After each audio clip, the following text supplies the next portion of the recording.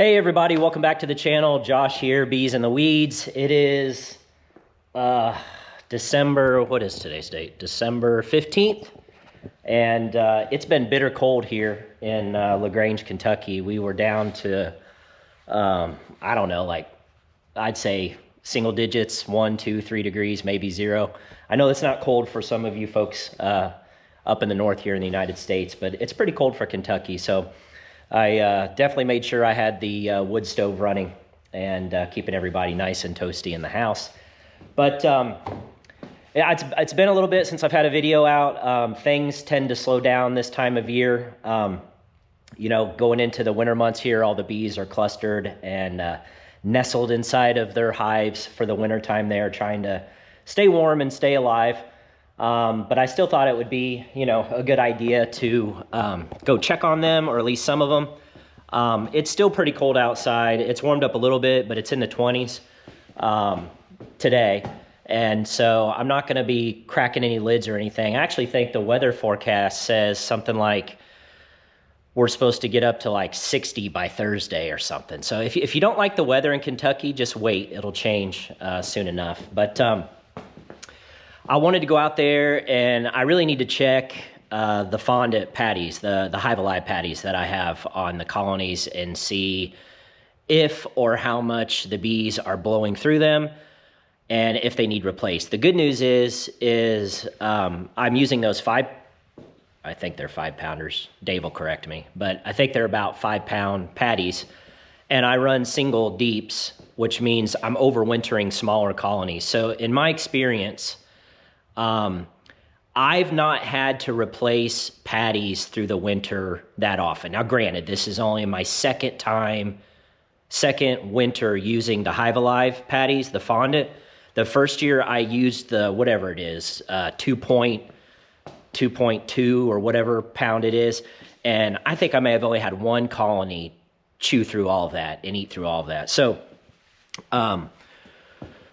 I think they're fine, but obviously the only way to tell is to open the tops, the lids, and check and see if they're eating through it or whatnot. But overwintering singles with the smaller colonies, that is an upside to running singles. Is smaller colonies means smaller amount of required food that is needed, right? So anyway, we're going to get out there and look at a couple. I'm going to look at a couple of the ones that I don't have hive wraps on. Not every single colony has a hive wrap, and that's my fault. I have been working with Man Lake in the process of collaborating with them on some new initiatives, so stay tuned for that. And they are going to be sending me, I think, another 15 or 20 their beehive cozies, and I'll be sure to feature that. I already have 10 or 12 of them on colonies right now, and I'm anxious to see how they're performing. This is the first year that I have used insulation wrap on the outside of my colonies. So curious just to see if they're staying warmer or what have you versus the ones that aren't. In theory, the bees should be perfectly fine regardless. There's a lot of beekeepers in this area that don't use any insulation for their colonies. And we could get into a whole debate and debacle on whether that's good, bad, right, wrong. You know, you guys know one of my biggest pet peeves is when any beekeeper says there's only X way to do something. That's never true. I can't think of a single thing in beekeeping where I would make this statement, only do this and everything else is wrong, and I wouldn't be wrong. But that's just me. It's just a pet peeve I have, because the reality is there are so many different ways to successfully keep bees. So on one of these topics, on whether to wrap your hives or not, you can successfully overwinter colonies without using the insulation wrap. Now, probably one of the downsides is, and I've never scientifically tested this, but maybe others have, I'm sure they use more food. Because if you just think about this from a purely scientific, logical standpoint, the bees are going to have to vibrate their wing muscles more often to generate more heat and stay clustered more often if they have less insulation, right? Talking to my buddy Dave, he is actually popping some of his hives. I don't think he was doing it in the 0 or 2 degree weather, but in the 20 or 30 degrees, he'll crack the lid, he'll take a look at them, make an assessment to see if they need more food, and he can actually tell within 1 or 2 seconds whether those bees are clustered or not, and which is valuable information for the rest of us in this area, in the Louisville, Kentucky area.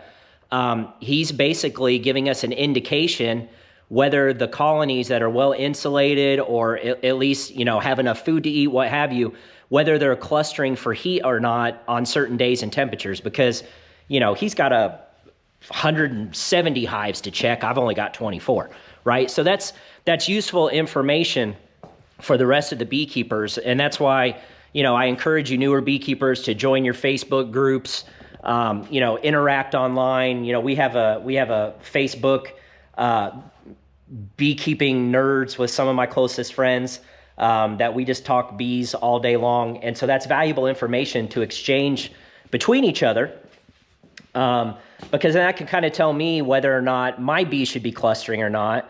And if they are clustering, is that an indication of inadequate insulation?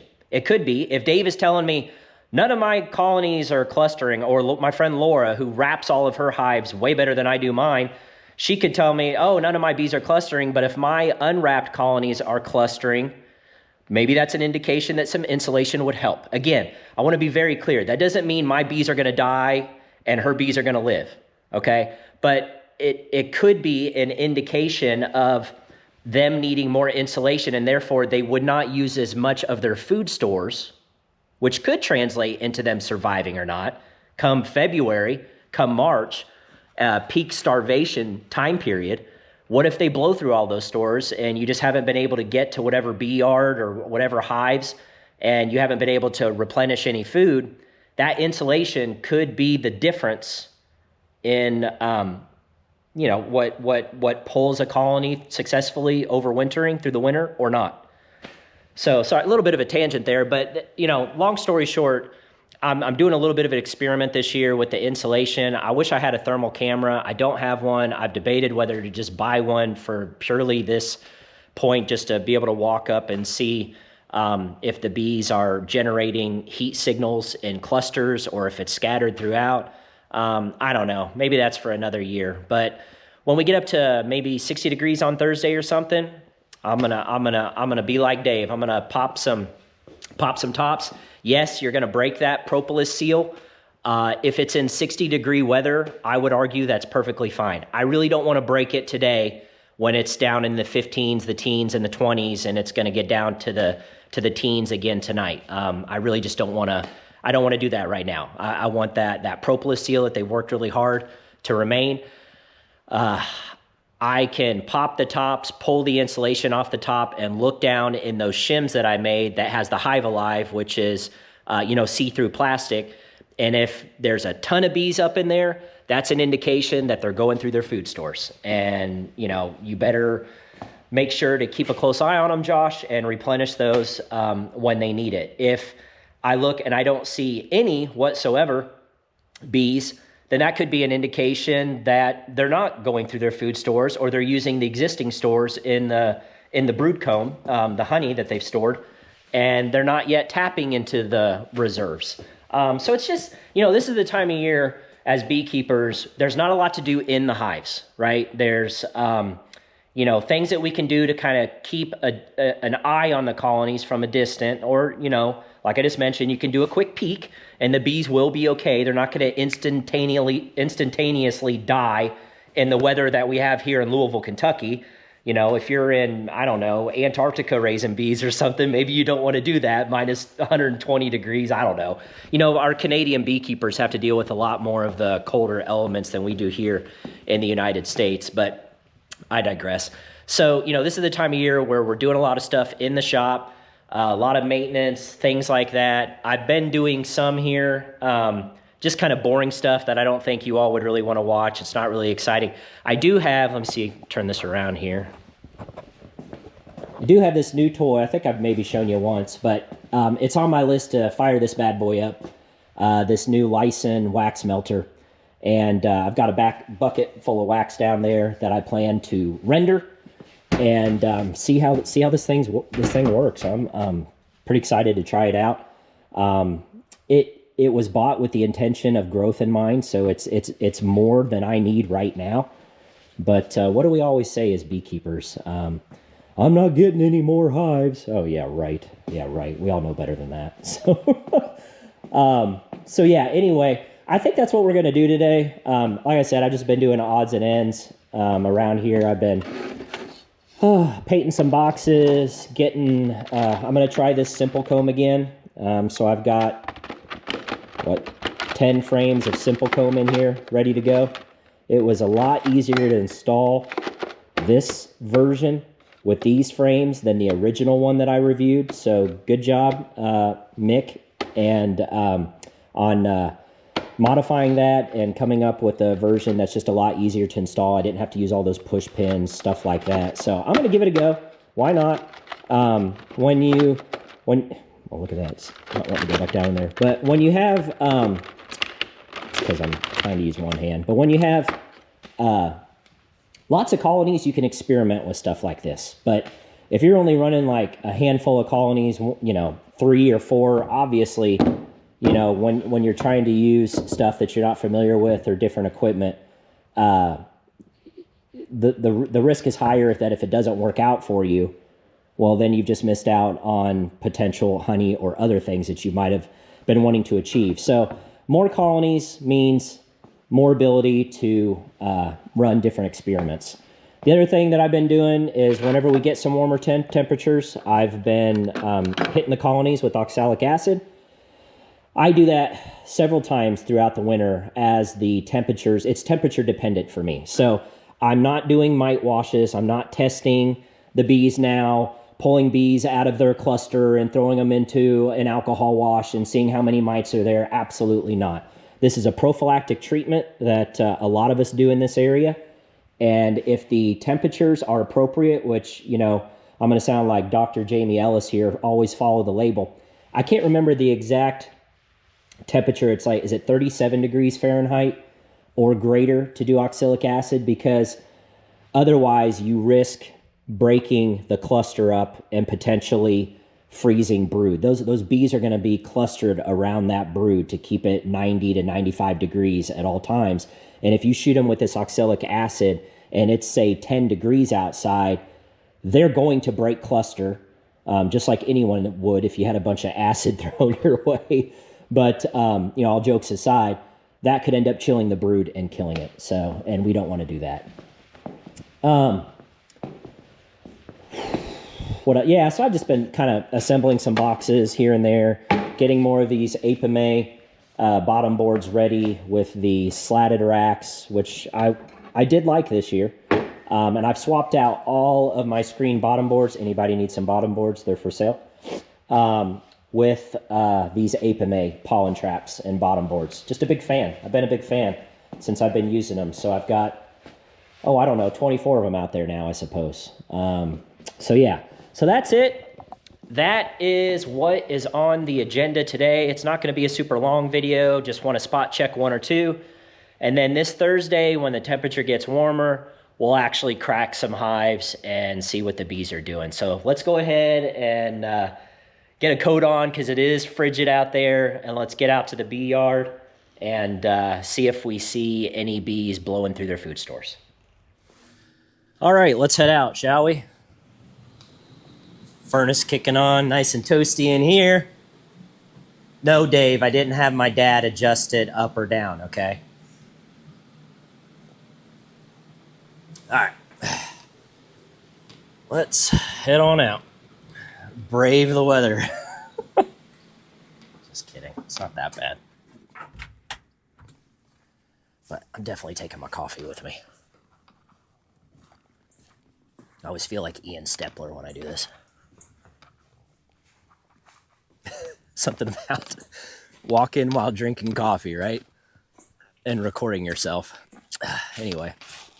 Yeah, so it's chilly out here. And as you can see, we have a little bit of snowfall. Nothing terrible or anything. It's actually pretty out. See lots of rabbit tracks have been around the colonies. And where am I going to set my coffee? Hang on.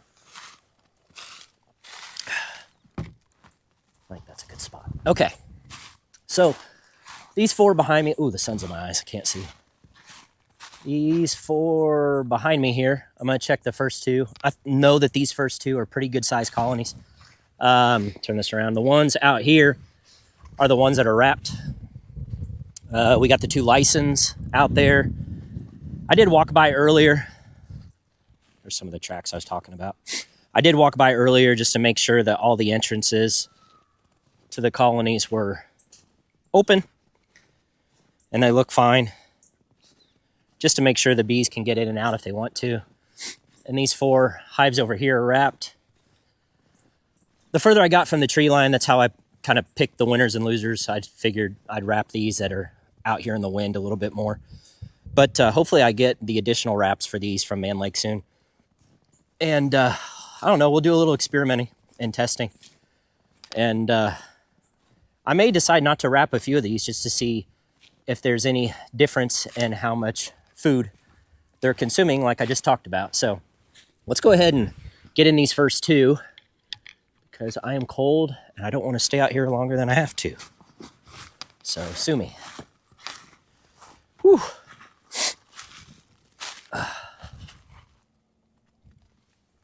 By the way, I was thinking about starting some Bees in the Weeds merch. I have no idea if any of you would even remotely be interested, but I did make some of these Bees in the Weeds coffee cup. Maybe, I shouldn't even say this because there's not a chance in HELL that I'll have this ready in time for Christmas, but maybe for Christmas 2026, you want to get your spouse mug that he or she has no idea what you're talking about. I'm just kidding. But I don't know. I feel like I was just thinking about maybe doing some hats, some t-shirts, some coffee mugs, just starting small. I'm not trying to be like the Dirt Rooster store here, you know, you guys that are coming to the North American Honeybee Expo, which how excited are you guys? I'm pretty excited. I don't know about the rest of you, but I'm pretty stoked that it's coming up. Randy always has a really good store set up at the Honeybee Expo. All right, so again, we're not getting into colonies today. We're just gonna pull the tops off here and see if the bees are consuming any of their Hive Alive patty. Something else for a future video that I plan on doing that I heard Dr. Jim 2, who runs the Honeybee Obscura podcast, I heard him mention recently, I heard on a recent podcast, and I thought, dang, that's a good idea. My wife is a nurse, so she has a stethoscope in the house, a really nice one, mind you, and I may get in trouble using it for the bees, but I'm going to anyway. And he was talking about, of course, it's a podcast, so you can't see with Jim, but he was talking about just putting the stethoscope up to the side of the hive here. And he said you can hear what sounds like an air handler running, is how he described it, like an air handler. And it's just another indication that your bees are alive. Or if you don't hear anything, it doesn't mean that they're dead, but there could be a problem, right? And generally speaking, we don't open colonies this time of year unless we suspect there is a problem. So let's take a look at this one. Nope, haven't touched it. So that's a full patty right there. Haven't touched it. So again, that doesn't indicate there's a problem. It just means that, you know, hopefully the bees are doing fine and good in here and they're just using their stores. They haven't had a need to get up into that patty yet. And that is an advantage of running these singles, guys, is that I know that cluster is very close to that patty. So it's not going to be one of those situations where the bees starve because the cluster is in the lower box and you've got a patty all the way in the upper box, right? That's not gonna happen in this case. So that's another advantage of overwintering singles. Pros and cons, guys. Pros and cons, as with all things in beekeeping. Pros and cons. All right. Let's take a look at this one. Oh, wow. Maybe this comes all in one package because this this block is, oh, there we go. It's glued to the lid. You know, the snow on top is not a bad thing this time of year because it creates a little bit more insulation. Not much, but it does create a little bit. So let's check this one. But yeah, I think I'll do a future video of what Jim 2 talked about. You won't be able to hear, obviously, but I'll be able to tell you if I can hear the bees inside. Again, he says it sounds like an air handler, so take his word for it. I've never stethoscoped a beehive before. No, same thing, guys. They haven't touched this one. So, and that's been my experience. So some other beekeepers that run monster colonies or overwinter double deeps with large amount of bees, they're going to need more food. They're going to take more food to get through the wintertime. That's logical sense. And so you need to keep a closer eye on their food stores throughout the wintertime. Now, one would think that coming out into the spring, they would have a head start with the larger colony size, but Kent Williams has poo-pooed that. I point blank asked him, does bringing a single deep colony out of winter versus a double deep colony out of winter offer any advantages or disadvantages? In other words, are the double deep colonies much larger and stronger coming out into the spring? And he says no. And who the heck am I to question him? So I would have thought logically they would, because I'm just thinking bigger cluster, more bees. You know, maybe it just means that the fat bees that overwintered are still there, but the queen isn't necessarily like, let's say this was a double and this is a single. Maybe the queens are still going to start ramping up and laying new eggs at the same time. The winter solstice, it's coming up when she starts ramping up. And so maybe that's it. Well, I'm standing here flapping my jaw. I'm going to check a third one. Like I said, I wasn't going to, but I am. So maybe, you know, thinking through this out loud, kind of my logical brain here, maybe what Kent is saying is that whether it's a double deep or a single deep, those queens are going to start laying and ramping up at the same time. I hope I'm not off camera here, but if I am, I'll tell you what I'm doing. And so maybe that's the difference. Let me check here, just make sure you guys can still see what the heck I'm doing. I don't want to be like Dave where half the time you can't even see. All right. So maybe that's what Kent is saying is, you know, those queens are going to be laying at the same rate. Same thing, guys. See? So, not using it. Which, again, I wonder if you knock... Somebody told me you can knock on the side. Oh, yeah.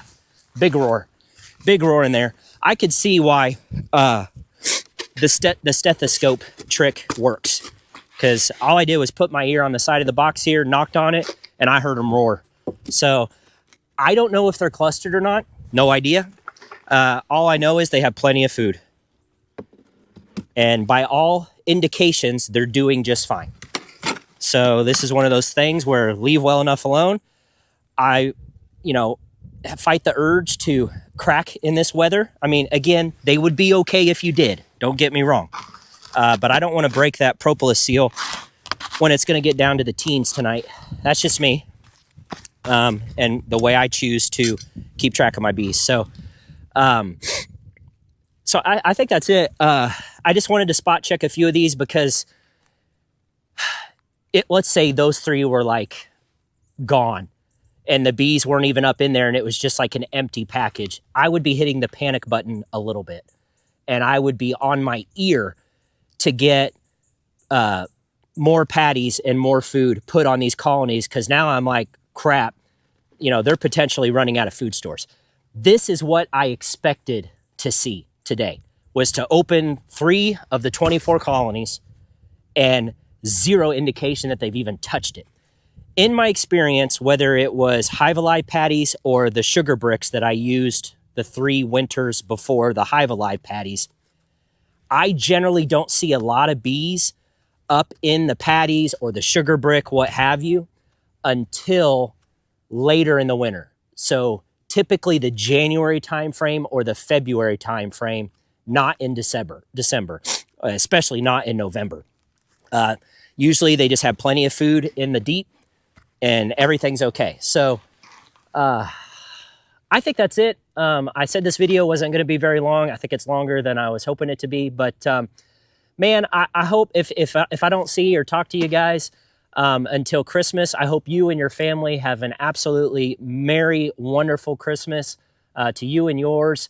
Be merry, spend time with friends and family, do all that good stuff that you get to do. I hope I see you guys at the North American Honeybee Expo. I will be there all 3 days. If you see me, please be sure to come up and say hi. I'm going to be doing some stuff for Man Lake for their YouTube channel, interviewing folks about their overwintering practices. So be sure to come find me, stop by the Man Lake booth, and who knows, maybe we'll get to do an interview and see how you overwinter your bees. So that's it. So I hope you guys like this video. Please give it the thumbs up if you did. God bless you and your bees, and we'll see you on the next one.